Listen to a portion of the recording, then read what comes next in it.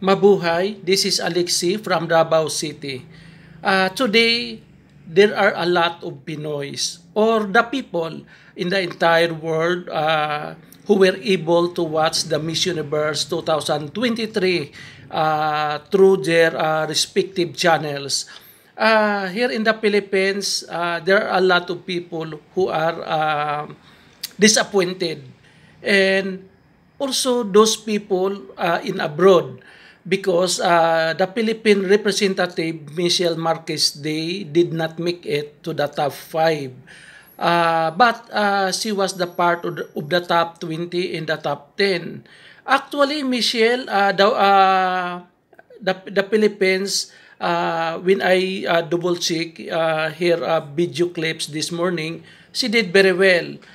She has amazing gown and she performed her job.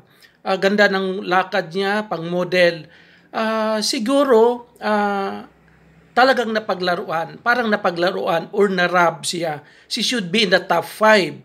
Not only in the top 5, but in the final 3. Or maybe she should capture the crown or the runner-up. But since this is a game, the Miss Universe pageant was over. The game was over.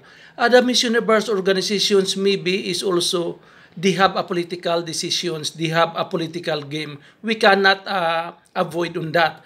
Even sa ubang organizations or sa ubang game, sa ubang system, dili na maiwasan. Maybe nagkataon na wala nag-align kay Michelle ang universe, ang star ng universe. So, but let us move on. Let us move on, and we have always next year. Thank you everyone. God bless.